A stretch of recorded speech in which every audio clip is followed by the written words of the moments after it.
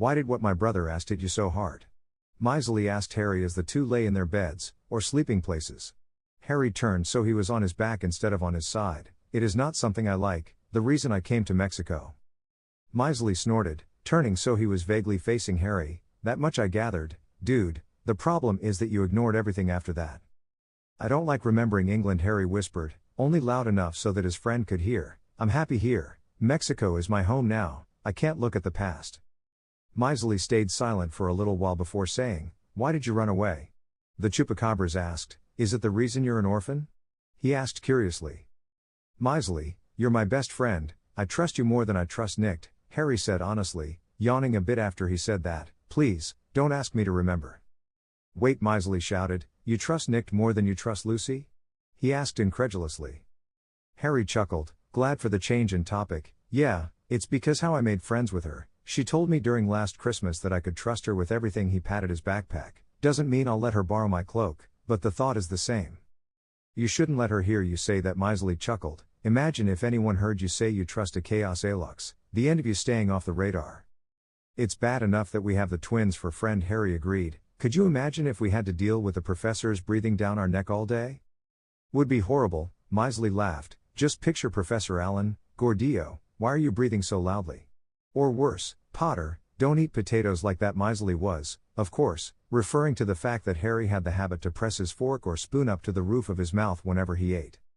This was normally no trouble, unless they were serving things that stuck to the fork, much like mashed potatoes did. It had started more than one a food war because a little bit landed near Nick or Nahil. It was one of his worst habits, worse than that if glaring at everyone that tried to use sarcasm with him, even when directed at anything else, even worse than when he ate mangoes in cube. Many tables had been forever stained because of his eating frenzies. It was the fruit's fault, really. Harry laughed along with Miserly, feeling the weight of the evening leaving him. Thanks, man, he said. Whatever for, Miserly grinned, I'm just a humble friend. Yeah, Harry scoffed, the humblest of them all. And handsome, Miserly added, don't forget handsome. The next day, Harry groaned as someone poked his body in his sleep, trying to slap the offending hand away, only to receive a harder poke in response. What did you want? He mumbled, trying to bury his head in the pillow. You and Big Brother are taking me out, a young voice told him, but he just pulled the covers up, only to have them cruelly ripped from his makeshift bed. God, Harry sat up as he received cold water on his chest. Cold, he glared at Alex, who was hiding a water gun behind her back. You may be young, but you are the devil's own daughter. You call her that, Miserly said from where he was putting on one of his few clean shirts. I only call her the excuse to flee the house. And I'm not evil, the little girl pouted. You are, you want to take Big Brother away. I want you to let me sleep, Harry groaned. It is vacation, why the hell am I waking up at 8? Nevertheless, the boy sat up and went to his trunks, picking a black shirt and some jeans. He would have to spend some of his money from the note-selling business to buy new clothes, some pants at least. He had bought shirts 2 sizes too big to save on having to buy every year. It would not be so bad if the orphanage provided with good clothing, even if second-hand, but most of what arrived had holes or rips. Why do you give in to her wishes? Harry asked as he finally finished putting on his pants. A devil like that should be exorcised. Don't call her that, Miserly said. She's my little sister. I want to keep her away from the twins, and I'm not as bad as Dad is. She has him wrapped around her finger, much like Mom. Still, Harry insisted, why does she have to wake us up this early? Mainly because the elves start working by now, and they serve at 9, Miserly answered. At 8 she still has the chance to play without worry, because later the sun starts to burn her. Harry frowned. I thought chupacabras don't get sunburn more than a normal human. We don't, most of us, Miserly explained, but Alex has more of the vampire gene. She can stand both animal and human blood. Don't worry, she doesn't really like the taste of human blood. She says it's too fatty, Miserly added as he saw Harry's horrified face, but since she has more vampire genes than any of the family, she can burn in the sun. And if she puts sunscreen? Harry asked, picking its Min, who was becoming harder to carry, and letting Khan get on his chest, wouldn't that help? She hates the smell of coconut, Miserly answered. She hates the sticky skin, she hates sunblock, period. Cheery girl, Harry commented. She'll be the life of all parties, he said sarcastically. Miserly nodded. Amen to that. Say, everyone in your family has something, Harry said thoughtfully. What is your quirk? He looked at his friend, trying to remember anything strange about him. I'm allergic to oranges, the boy answered. chuckling at his friend's face. What? It's true, the peel is alright, that I can stand, but the pulp gives me rash. Can you drink orange juice then? No, my lips would be bursting and my neck would grow to double the size. A shadow flickered over Harry's eyes, vanishing as suddenly as it appeared. That's not what I was expecting, Harry admitted. I mean, you have a narcoleptic sister, the spawn of the devil, a mad scientist brother, and the only thing you have that is not normal is your allergy to orange pulp. Miserly shrugged, turning to see Alex chasing a bird. I can only thank Mom about that, and I think everything happens because of Dad. If it doesn't succeed then blame the parents. Great piece of wisdom, Harry said. I'll make sure my children never learn it, he muttered as an afterthought. They'll learn it anyways, it took me until I was 7. You learnt fast then. Yep, Miserly agreed. Mara learned faster though, she got it when she was 5, 1 month before turning 6. The boy looked up. You could say we learned it at the same time. So Mara is my age, Harry said, though there was a bit of questioning in his voice. She was born in 1980. Miserly looked at him oddly, before an understanding expression formed on his face. Cierto, sometimes I forget you're younger than us. I turned 12 not a week ago, Harry told Miserly. I am probably the youngest kid to enter second of secondary. You should be studying with my sister, Miserly muttered. How did you manage to skip a year? Harry smiled. The wonders of a good mind. You cheated your way up a year? Miserly guessed. No, I went to SEP, showed I was as good as the best of a year up. They let me skip first of primary. Well, first was the easiest, Miserly wondered, except probably sixth. Sixth was just review, Harry agreed. You know, I heard that it is easier to deal with something if you tell someone, Miserly said out of the blue. You said it yourself, I'm your most trusted friend, I won't tell anybody. I know you wouldn't, but I'm not ready, Harry said. I won't be until much later. The origins of alchemy are not understood, not even by me, admittedly the most knowledgeable in the field, but no matter how hard I tried, I could not find a book that could explain its origins in the archives of the university, not in tomes, not in shelves. The reason for this, at least I think it is because alchemy, along with sigaldry and naming, is one of the arcane magics so old that even in time of Merlin they were ancient. Unlike pioneering, where only the condition of the ingredients matter, alchemic brewing need the right mindset when doing it. For example, the brewing of plum bob requires the maker to be in a mindset where one has no worries for the world around him, something normally achieved by meditation, or in the cases of those who have not dabbled into the mind arts, by taking a large dose of calming draught, though the second method has proven to be less than adequate.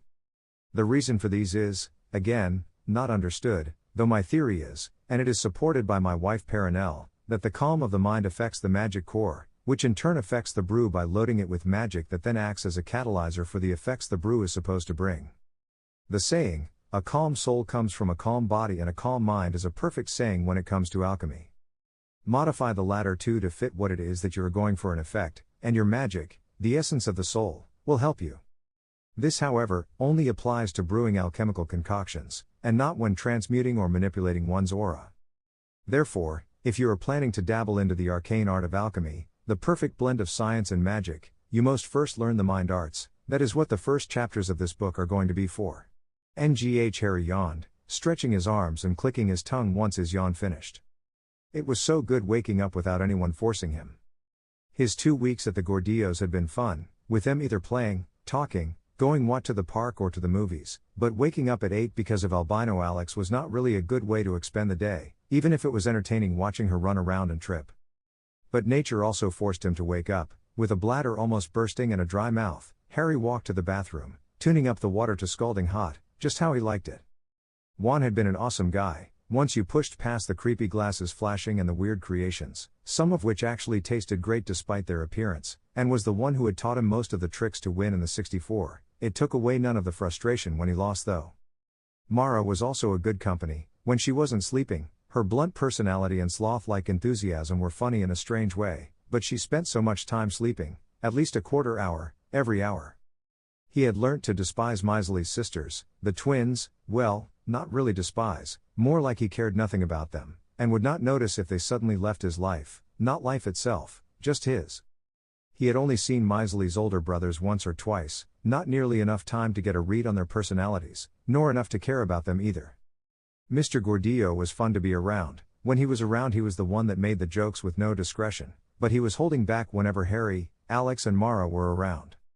He would understand after he went through puberty, according to the man. Miss Garza, Chatu, as he constantly had to reminding himself she wanted to be called by him, was the closest thing to a mother he had ever had, as he did not remember his birth mother, and he had grown close to her in just the 2 weeks he had been in her house, because it was hers, by law, and because she had control over it, and he would probably start calling her aunt, if the name did not carry bad memories, just as he would call Mr. Gordillo uncle if not for the memories. That made him remember, he was 12 today, he couldn't really be called English anymore, he had spent exactly half his life in Mexico, the only thing that tied him there was blood, and a bank account if Flamel was to be believed. He would have to go back one day, transfer his fortune to the Mexican magical bank, or maybe the mundane one, so it was at hand if he ever needed money, not that he planned to be sedentary, he would work for his living. But it would be nice, having money of his own, not having to come up with ways to make money without having to brainstorm for hours. That, and he did not want to go to the twins, creative as they were, for ideas for a business. They would probably make some pretty impossible ideas, or immoral, or both. He would have to start searching for presents for them. Their birthday was week before school. Letting the last of the soap fall from his body, Harry shut the water and stepped out of the shower, drying himself off and putting on his clothing for the day, a pair of dark jeans and a dark green v-neck. Once dressed, Harry walked down the stairs, blinking in confusion when he saw everyone in the house sitting at the table, where a mango roll cake was sitting. Seems Misley and Lucy had told them it was his birthday, great friends, especially because they got his favorite cake. Surprise, everyone shouted once they realized he was already down. They then started singing the happy birthday song, while Harry just stood there, wondering what to do.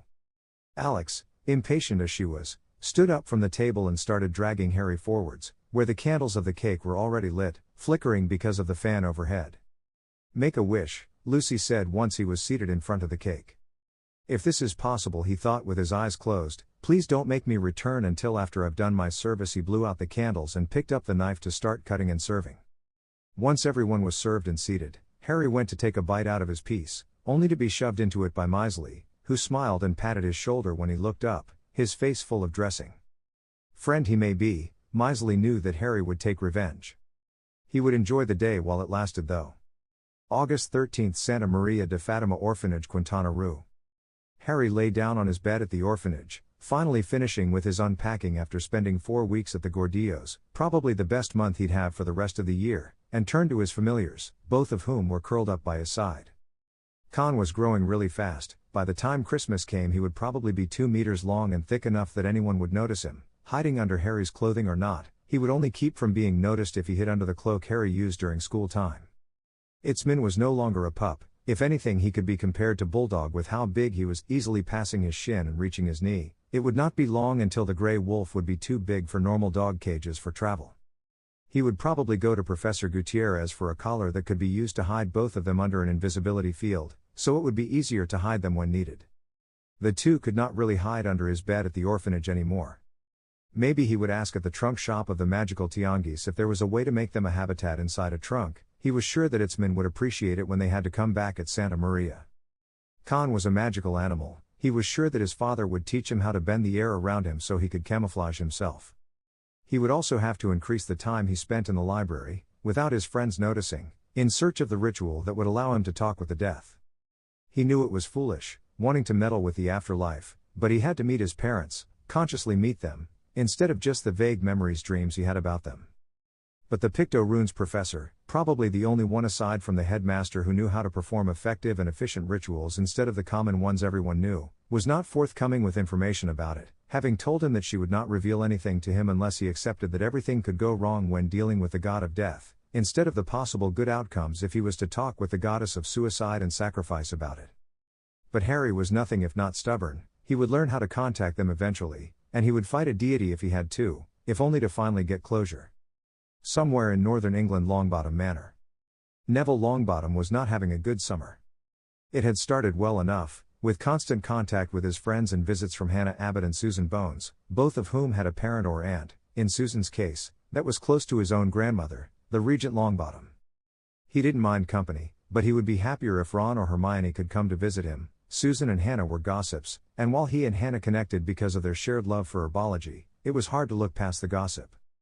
Then, sometime during the 4th week of summer, all communication he had with Ron and Hermione had stopped, but he knew that no one was intercepting mail to the manor, because his grandmother still got the weekly statements from Gringotts and they received the Daily Prophet, but not card from neither Ron nor Hermione showed up. They had stopped writing, or so it seemed. 2 days ago a little house elf, he was not sure who he served, only that it was from a dark house considering how bad it looked, had come to his room while he was tending to a difficult plant, a present from his grandmother for his birthday, and told him that Hogwarts was going to be deadly the upcoming year, and letting it slip that he, the elf, had been intercepting the letters from Ron and Hermione. After threatening the elf with a petal from the plant he was tending to, the petals were venomous if not handled with utmost care and treated. The elf had gotten him in trouble with his grandmother, who had been having a tea party with Amelia Bones and Catherine Abbott, by using a variation of the hovering charm in the kettle with the tea and throwing it on the ground. Neville had been trying to stop it, so when the adults saw him passing by they assumed that he had thrown the kettle at them, so he had been grounded for 2 weeks. At least he had resumed contact with Ron and Hermione. It made the punishment more bearable. I welcome you to another year here at our school. It is, however, my pity to tell you that we will not have any outings beyond school grounds. This is not because I am punishing you, but because of your protection. Nobody spoke, everyone was silent at Headmaster Rivera's words. A few weeks ago a group of traffickers were seen by the Kukulkans in the jungle. They were armed to the teeth and killed a Balam that tried to attack them for breaching the territory of the school without authorization. The Kukulkans, Balamese, Acromantulas and several other creatures have agreed to make a defensive perimeter around the school. You are not to venture out to the jungle if you are not with a professor or in your last year. The latter requires a firm note. In a more positive note, Professor Edgar has moved to the DF and is now teaching at the Unum, so I would like you to welcome his brother, Professor Roman. Please, don't make him leave. It's hard to find a teacher that's willing to teach mundane studies for the 6 years. There were a few scattered laughs around the mess hall, but there was a tension in the air that was palpable even to those furthest away from the head table. Does that mean you're not going to receive supplies? Miserly asked Nahil, whose eyes were a dark red. We will, but we're not using them for pranks until they are gone, the male Alux of the group answered. We're putting traps all around school, and in the dorms, and the classrooms, Nick continued. Scares are good, but what they did was not right, killing a guardian, Nahil said. It's as if they killed a hummingbird in Aztec territory, or a giant eagle in the north, Nick scowled, her eyes as dark as her brother's. I hope Ictan's family gets them, her brother finished. Let's not talk about that, shall we? Harry prompted. How about we talk about summer? What did you blow up? Their eyes went from dark red to gleeful yellow in a second, and their mouths turned upwards so far that he was sure their faces would split in 2 parts. Well, our aunt came to visit, Nahil started. And she brought our cousin with her, the one we don't really like, Nick continued. We blew up his drink. And his cake. And his pillow. But then Mom grounded us. So we threw a smell bomb on the trunk of their car. Everyone looked at them, partly amused, partly bemused, but the twins only looked proud, probably because they made their families live impossible for weeks. Battle Magic class 2 days later. Put everything away, class. Today I'm giving you a lecture to start the year. The class complied, putting their foci in their holsters and their books in their backpacks. Dark magic, Vergus, the last word was whispered, as he did not want to condone cursing in front of his students. Where to start? Professor Allen cracked his fingers. 10 minutes later, right, let's start with the standard stuff. There is no such thing as black magic, dark intentions? Most definitely. Dark magic? There are only 3 curses considered truly dark around the world: the torture curse, the necrosis curse and the fiend fire. You can imagine why. Everything else is nothing but a different shade of gray, some darker than others, some, like the lighting charm, a shade away from white, but all magic can do harm, especially when overpowered, even a healing spell. Things like blasting curses, spells like Diffindo, spells used in demolition projects, especially good when bringing walls down, or dealing with a section of wall that's filled with fungus, but they are just as useful when in battle. Shrapnel can distract an enemy, or you could cut him, or, for those doubting that Saucil could be used for such a thing, blind them with a well-timed lighting charm. Then there are darker things that could, and sometimes are, used in medicine, curses like the organ expelling curse to get rid of the appendix, or the bone banishing curse to prevent a broken bone from cutting a main artery, or the killing curse for euthanasia. That is why there are only around 50 spells banned worldwide unless you are in the army or police, spells that only make the user get more and more violent urges and become better at battle at the price of sanity. This is because some curses, while searched for a good purpose, are designed for bad things, and so need dark emotions to be carried out. This year we will be focusing in curses and counters for them, but remember that some only have counters that are only known to medics that spend a lot of time researching the curses and then published after a while, so I hope that you won't be dumb enough to face one of them head on without knowing the proper shield and instead dodging. Now, shielding is hard with weapons, but easier with staffs and staff-like weapons, because with those it's easier to raise a magical shield. The motions make it easier, but with white weapons, which make wave and blunt magic easier, it's not so much as blocking, but parrying. Tell me, who watched the Olympics during the summer? Most hands shot up in the air, who watched all they could instead of just gymnastics, beach volleyball and swimming. Some hands, almost half the class, went down, and who watched the dueling tournament. Almost all hands went down, with only a dozen and a half remaining, and who won the tournament. A British midget, a voice at the back of the classroom answered. He is a half-goblin, not a midget, and his name is Phileas Flitwick, used to go to every dueling tournament he could. I fought him once when I decided to try myself in the world tournament. He trashed me so bad it was almost funny, though he did hit me with a few cheering charms. He, like many European wizards, was using a wand, but unlike many European wizards, he did not stay still, and redirected almost every spell that approached him, though you may have noticed that if you watched him fight. That is how you defend from ranged spells when using a weapon, hitting them out of midair or letting your focus take the brunt of it. But for hatch you need to have a shield surrounded first. It took me 5 foci to figure that one out. The class laughed. So, the first thing you need learn is how to use a shield. For this you need to imagine a shell around your weapon. If you can make it in front of your body then even better. Then you push the magic into the shell while saying Kaimal. The professor took out his sword in a swift movement as he said that, it taking a bluish hue. This is the effect we'll be looking for this week, but I've already taken most of the class, so we have 10 more minutes before you have to leave, so who wants to tell me their Olympic moment? Potions. Professor Diaz entered in his usual way, panting with his hair and clothes disheveled and his face red. All right, this year, we're starting with more complex potions. You'll learn about emotional drafts, like the calming one, or the forgetful one, or the rage one, and easy to brew body affecting potions, the reducing one, the engorging one, the thinning one. Bear in mind that they are not permanent. That enters alchemy. I don't know alchemy, I won't teach you alchemy. Harry snorted into his hand, thinking of the book he had buried under all his clothes in the trunk in his shared room. They had been able to choose the room partners this year, a good change from having to pair up with people he couldn't stand to his 2 male friends and 3 others that he could stand because they took magic as seriously as he did while knowing when to make things light-hearted. They were a good bunch, even if not people he would totally want to trust, but they were afraid of Nihil. Almost everyone was when they heard he was a Chaos Alux. Right, just like last year we will go over all the ingredients before making the potions themselves. The professor got his breath back. We'll start with the petals of the blade flower. CCMC a day later. Because of all the being guarding our school, this year we'll have those first, Acromantulas, Civitatios, Shadow Panthers. I've visited a center colony in the forest. It's only one, there are more in the Chapultepec forest. We have a couple of wolves, a panther or 2, lots of monkeys. We will start with the Civitatios. This are a form of harpies, but less vengeful, women who died so their child could be born. They are Aztec creatures, but found everywhere in the country, just like the feathered snakes in their different subspecies.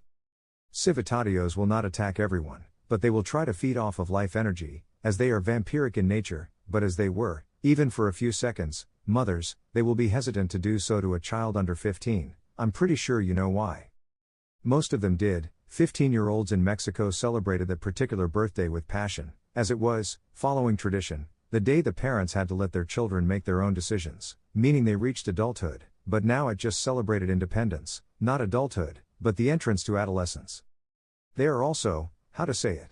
The professor hummed in thought, celestial, in a way. They hold the same power a priest does. They can call the power of the gods, much like Kukulkans can control one of 3 elements at a time with godlike qualities. Civitatios can move heaven, earth and sea to defend themselves or the people they vowed to protect. A question, who here wants to marry when you can? Almost all hands, with the exception of 2, both girls, rose, and who would protect their children with everything they have. Here even the girls who hadn't risen their hands before raised them. They both had little brothers that were just born. And that is why Civitatios are born. First person POV Harry. Have you ever felt that no matter where you are, you don't truly belong? That humans are simply not your species? That you are literally, one of a kind? I used to feel like that, when I lived in England, when I dreamed of family, when bruises were just an everyday occurrence. Then I came to Mexico to escape the torment that was my life, and that feeling diminished, Until I just felt that I was just one of 100, a person above the average, much like Einstein and Stephen Hawking were, but in a different way. I was smart, yes, but most of it was memory. I was never utterly creative. I was never the most patriotic of my peers, not in England, not in Mexico, my home, nor was I best at math. I was just a face in the crowd, someone with a 9.5 average, with little friends and a lot of partners and a peculiar knack for languages. Then it changed when Miss Cammy introduced me to magic.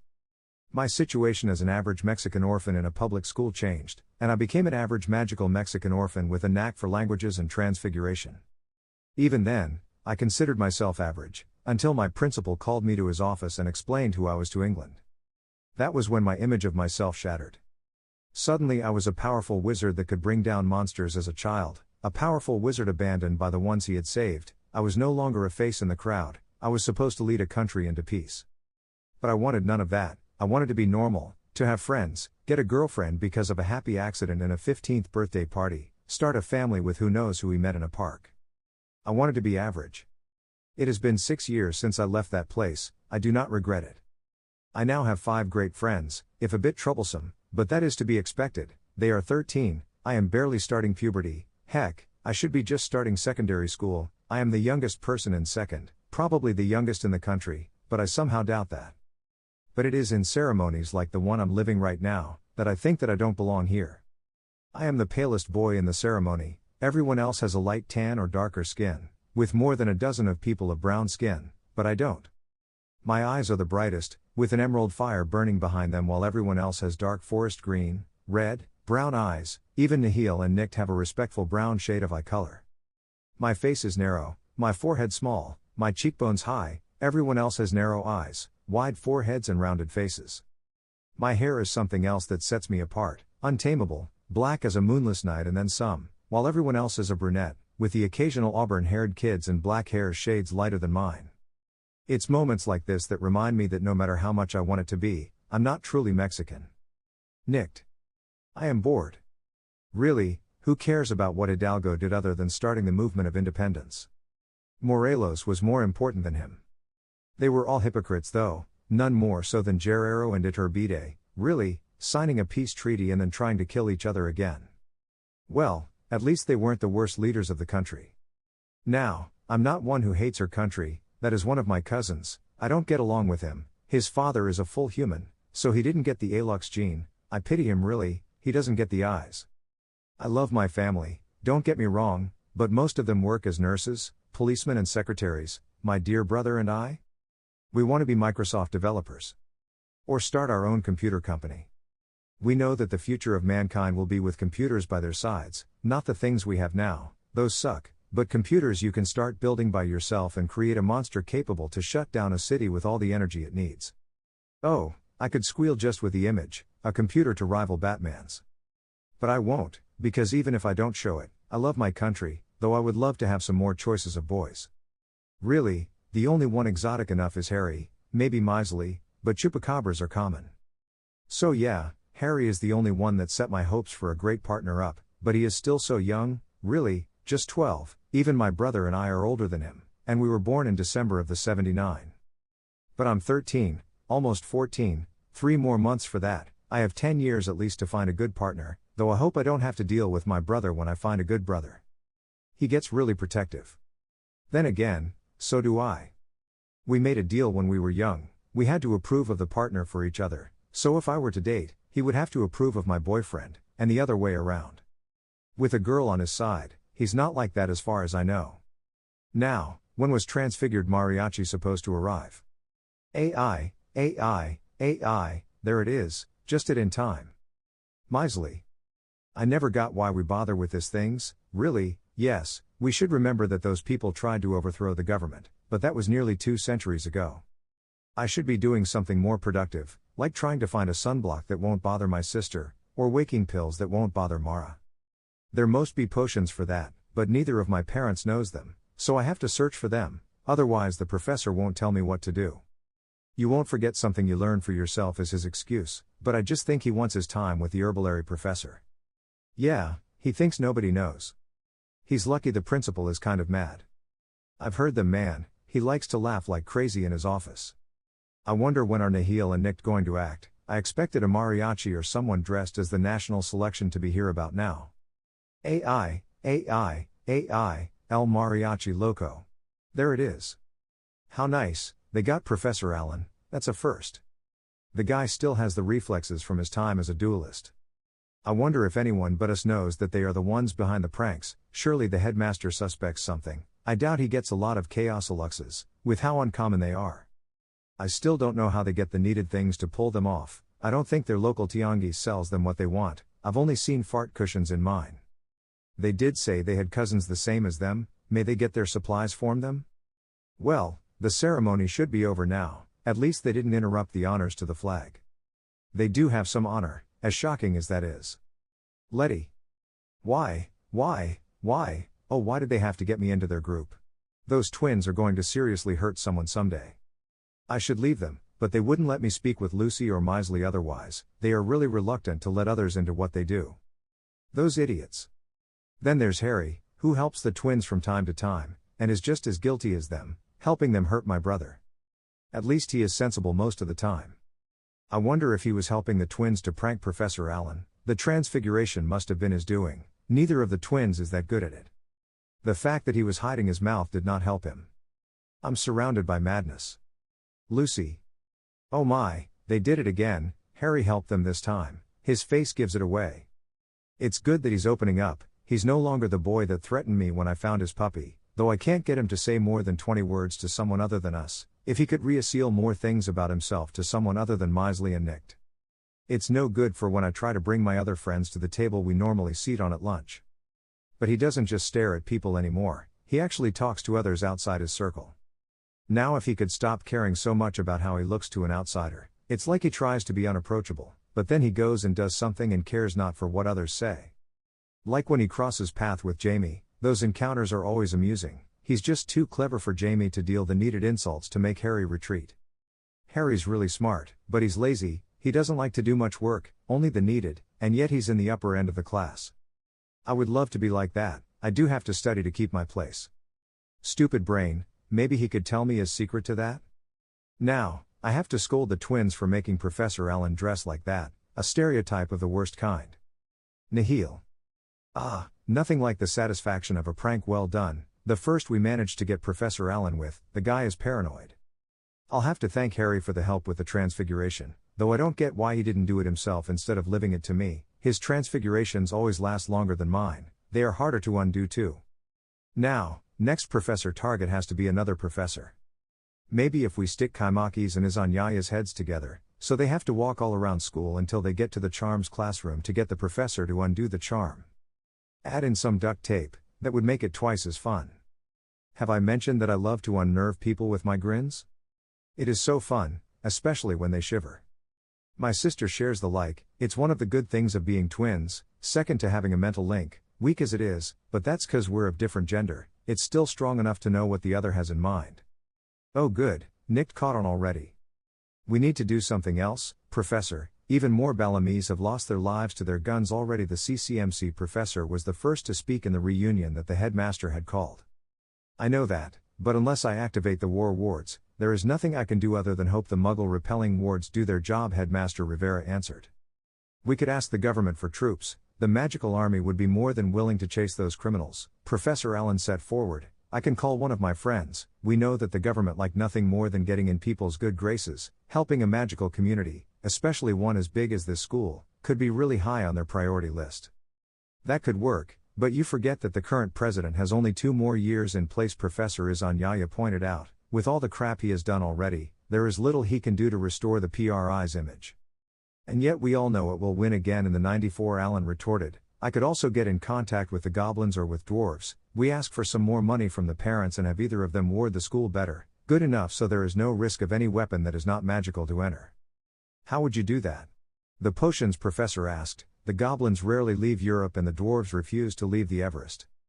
That is where my travel experience comes in. I constantly exchange mail with Phileas Flitwick, who, even though he is half human, has a very good relationship with the Goblin Chieftain of England, and he owes me a favor after I taught him Spanish. Alan smirked. The dwarves are going to be harder, since my friend in the Everest is very down low in the chain. but he owes me a life debt since I saved him from an alchemical chimera of a Flamel wannabe, that has to be worth something with their king, and since I doubt that there are more than 5,000 dwarves, they'll appreciate helping another race protecting the young.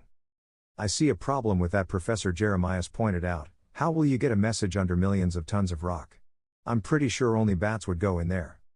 That is where Flitwick comes in again, Alan answered. During that devastating dueling World Cup, he said that he would like to keep in contact, since he had only seen Asian magic and his own wand magic, to learn about outfoci, so he gave me an enchanted mirror that serves as a cell phone with mirrors connected to it. After I saved my friend, I gave it to him and he made a copy for himself, so I could contact him if I ever needed to call in the debt. Hijo de puta me intento ligar a su hermana. The last part was muttered and only the CCMC professor heard it, so I can get his help if all else fails. What about the vampire you met in Germany? The headmaster questioned Alan. You said that his house had really nasty wards. Well, yes, but I doubt parents would like us to take blood from the students every term. He only does blood wards, and demands a payment in blood, and that is a bad idea, Alan Anward. Your Chinese friend? Died 3 years ago, took a leave, remember? You're Italian, something. Best one-night stand ever, but she works in fashion and gold digging. Besides, puta mas puta no encontraris, I had to get treated after meeting her. The man you met in Russia. I drank his vodka, killed his bear, peed on his shit car and insulted his wife. I doubt he'll be willing to help. Your Canadian acquaintance.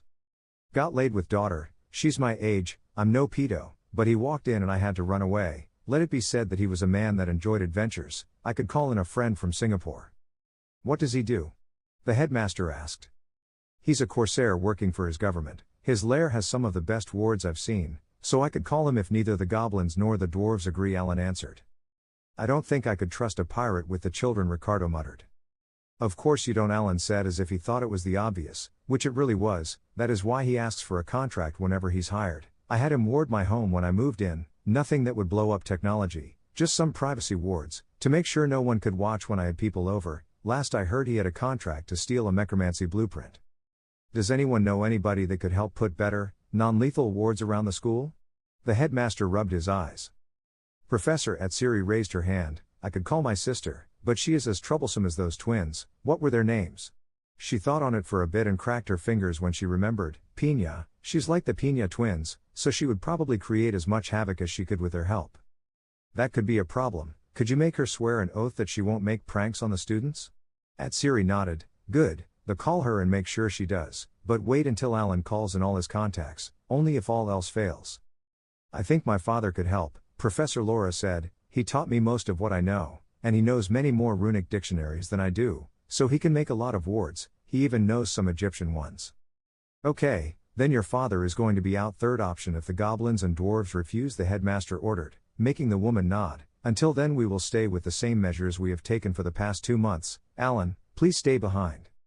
The teachers looked at him curiously but complied and went off to their quarters, leaving the battle magic teacher alone with the headmaster. Why did I stay, sir? I didn't want to mention it, since I know you don't want your colleagues to know, but I do know that you have a lot more friends and people who owe you favors, so where are they? I've called in most of them, one to ward my house, another to get everything compatible to magic, a third so I wouldn't get chased when I entered Canada or Russia, one so I could enter China for the funeral. I lost favor to the French minister when he caught me having sex with his wife's sister. The Vela will want me to stay with them. I refuse to enter Albany. Spain is out of the question. My friend in Colombia went undercover with the FARC. The man that owes me in the UK is inept and a criminal. My contact in Argentina can't get out of the country and my Incan friend was elected mayor. What about the werewolf you met when you were traveling through Europe?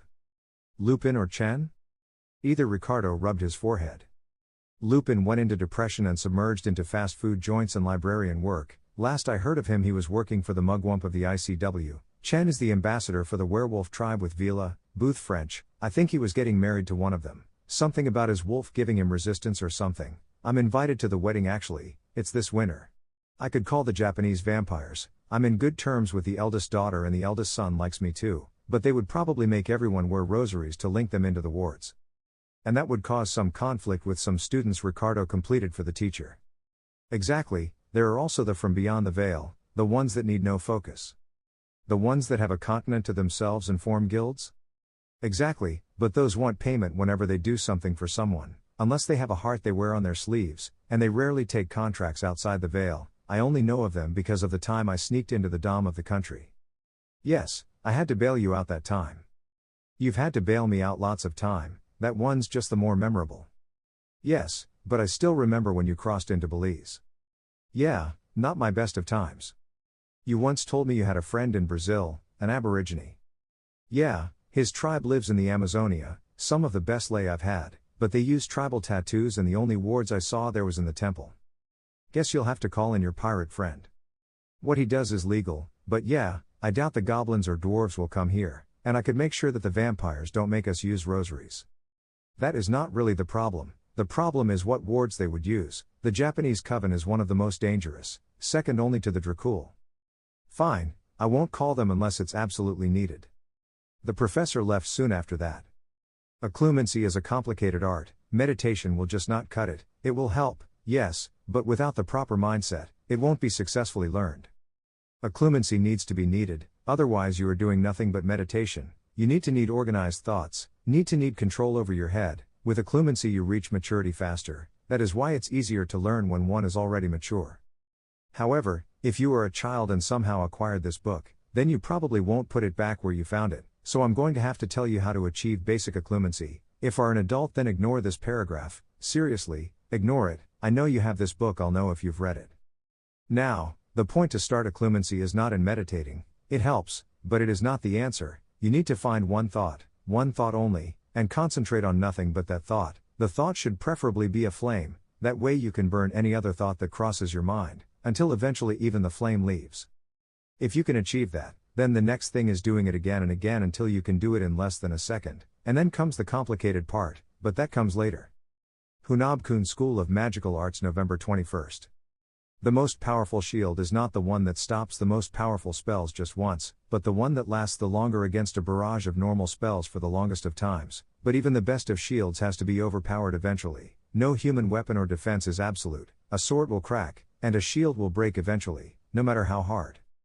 The best warriors of old carried many swords and shields in magical bags, because even mithril will break if it clashes with itself, though with how rare it was, and still is, you will never have the chance to see it, and a backup is needed always. The shields I've taught you so far are basic ones, shields that will not survive for more than a minute and need direct contact with the spell for it to be effective. The one I'm going to teach you this class is more versatile. It can cover your whole body and it actually stops everything but the darkest of spells. It is, however, European in origin and I had to spend several days in even getting the most basic of results. You will hopefully do better. The Protego is the shield charm for wands, but I found a way to adapt it to our foci with similar results. The movement needed is tiring, however, raising your focus sharply from your leg to a block with the blunt part of the blade and holding a hand on the other side, your side. If the magic is pushed correctly and the will is good, a semi-transparent shield, most likely green, should rise before you. Professor Allen lectured the class, all of them nodding as soon as he finished. Now get to it, I want at least the movements down by the end of the class soon. Shouts engulfed the classroom. After battle magic class. Allen. So you did come. Allen approached a short bearded man. I thought you would have refused. Nah, the short man answered, if this settles my debt then I will do it with pleasure. I still don't get why you didn't want to get with my sister, though, she is the dream of many dwarves. I didn't take her because I don't want to be tied down, no matter how beautiful, a woman would want me to settle down. Allen shot back to the dwarf, who was now in plain view of the school. Impressive place you have here, my friend, where shall we start? The dwarf asked. You brought a team? They are waiting for me to bring them in. I will call them when you say it. Your Spanish has gotten better, Allen pointed out, starting to walk towards the tallest of the pyramids. You've been practicing. Yes, negotiations about when you plan on marrying my sister are easier if I know your language. We've been over this already. I will not marry her. I like to have adventures. I don't like to settle for more than I have to, and a wife or girlfriend would get in the way of that. But you have to settle eventually. You are what, 40? A human such as your age is, as far as I know, in his prime. In a few years you'll need to have children to continue your line. My line has traveled from France and Italy to Spain and Portugal all the way to Mexico in the first decade of the 19th century. I have relatives all throughout the continent. I will never meet all the Avenia, magical or not, in the world. My family won't die out, not for a long while. But what about your line? You're the only one that has found all the secrets of your family. And they will stay like that, secrets, unless one of my nephews get their head on straight. Maybe I'll get an apprentice, maybe I'll settle down eventually, but I am a man that likes to live the moment. Margden, If it were only for me, I would still be roaming the world. I will never understand you, Alan, you are not the common human. I would like to say it runs in the family. But you are the black sheep. Exactly, they reached the principal's pyramid. Ricardo, my friend is here, Alan shouted when they reached the top. Good, the Kukulkans have been complaining that they don't see one of our students as often. Ricardo came out from one of the doors and opened another, this one leading downwards into the pyramid, like the stairs to the classrooms, and led them down. The ward stone is at the bottom of the pyramid. I really hope that you can upgrade it. Who do you take me for? Margden almost growled, I'm not a goblin, nobody has found our city while goblins have been attacked many times on their citadel. Yes, sorry, but I want my students to be behind the best possible wards. Understandable, Alan told me of your criminal infestation, now both of you leave, my team and I need to work. Margden pressed a stone between his palms and a flash engulfed the room, showing 10 other dwarves when it died down. Alan and Ricardo complied and left the same way they had come in. Are you sure he can be trusted? Yes, he made sure that all his team was covered by life debt, that way if any of them sabotage the ward scheme instead of upgrading it, then they will die a slow and painful death. Alan answered the principal. You told him that this would fulfill the debt? Yes, but he is adamant that I have his sister in payment. Is she good looking at least, good enough for you to finally settle down? I'll tell you the same thing I tell him, a woman, no matter how understanding and beautiful, would get in the way of what I like to do. Yes, I'm pretty sure that only Hindu people and Mormons still agree with polygamy. I mean that I like to be a free soul. You are a man whore, Alan, along with an adrenaline junkie. There is nothing shameful in that, as long as I don't lose anything important, and there are potions to salvage that part. The two had finished climbing the stairs now and were coming out of the pyramid into the sun. How long do you think they will take? Ricardo asked. Dwarves like to work efficiently, so no more than a week. They have to check, repair, undo and redo the whole scheme, adding what they know will work best. Alan answered, having seen them work only once before. Did you call the Japanese? The principal asked in a whisper. Yes, in exchange for a bag of my blood and a night together, the oldest daughter will come to add a ward that will keep all weapons of non-magical origin from the school. Alan answered in the same volume. What was the original offer? The ones on their adulthood came here, drained all the teachers until we had only enough blood to survive and made the school inaccessible to all but students and teachers. And you denied this was a statement, not a question. Yes, as good as Tzitzil and Kaimali are, that much blood drained would have stopped all of us from working. Alan smirked. Do you want to know their most ridiculous offer? Amuse me, then. They send every wizard and witch in Japan to one of the 3 schools from next year 1 in exchange from a ward that would only send mundane people away. And they thought that would work? You know that magic in Japan has many branches, Alan deadpanned. The ones that learn hand seal magic keep to one of the 3 villages, the ones that use wands are considered monsters by the mundane and humans by the monsters, and monks refuse to leave their temples or open the doors to them. Yes, you were lucky to find them and will never be welcome there again. For different reasons in every one of the places. You got caught with a shrine maiden, a higher-up wand waver witch and someone influential with the villages. This time it was Ricardo that deadpanned. It was not a higher-up, it was the friend of the heiress to the coven. Who had a crush on you? Maybe. The two suddenly felt 2 of the wards collapse around them. That was the anti-apparition ward, Ricardo said. And the anti-portkey ward. We will have all of the preparatory students apparating all over campus in a minute, Alan said, looking around to the oblivious students. How long do you think they will take to figure that out? Everyone in preparatory will be arriving like that for dinner, Ricardo answered, or to lunch tomorrow. Hard to say. The principal looked upwards, to where a slight dome could be seen. Do you think they will bring down the Notice Me Not ward? Not until last, when they are nearly finished, Alan answered. They may be slow, but not stupid, just dense. Many consider dense and stupid to go together. You can be dense without stupidity, but you can't be stupid without being dense. You're very right. The parted ways, one to wander campus and the other to his office. Once you can completely clear your mind of any and all thoughts that wander it, the next step is accessing the mind core, where your mindscape is going to take form. The mind core is the subconscious part of the mind, where everything you know, whether they are things you have seen, heard or read, reside, and where you can access them if the training is right. When untrained, the mind core will become the place you feel safest at, a home, a school, a hideout, anything really, as long as you know you can store things in it. A Muggle park, for example, won't work unless it has many trees and bushes where the leaves can be used for memories, but if it is only bricks and grass, then it will be useless, because there is nowhere you can hide. This is a natural need for all the members of the animal kingdom. Every single species that is animal need a place where it knows it can be safe. Dogs have kennel, koalas have trees as do sloths, fishes have schools that allow them to rest protected and then go to the outer part to allow other fishes to do the same. Insects have nests as do birds, rabbits have burrows. In short, every living animal needs a place where it can be absolutely safe. The first step when you access the mind core is gaining full control of it, but this takes long. A true master of his mind core can modify and move anything, even creating a new one from scratch if he needs to. Hours of meditation are needed, days spent doing nothing but trying to gain control of the subconscious, waking up to feel so sore you won't move until after you stretch all the muscles of the body. Eventually, if you manage to master the mind core, 3 things will happen. First, you will have almost perfect recall. Memories will still get foggy when not accessed for a long while. Second, optional depending on the person, you will meet your inner animal, after which you are capable of making the animagus transformation, a process that needs perfect control over transfigurations. And third, the most important of all and the most life-changing, the meeting of the dark side of a person. A battle will most likely ensue shortly after meeting said side, and while it can be suppressed long enough for you to find a permanent way to seal it off, it is not something I recommend.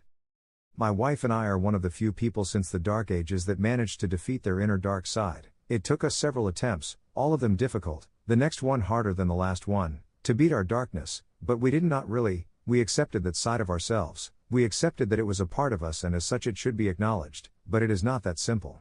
This is something that should be faced on your own though, and as such we will give no more information on it. One thing I do leave to you, do not attempt to reach the mastery of the mind core unless you are ready to face yourself.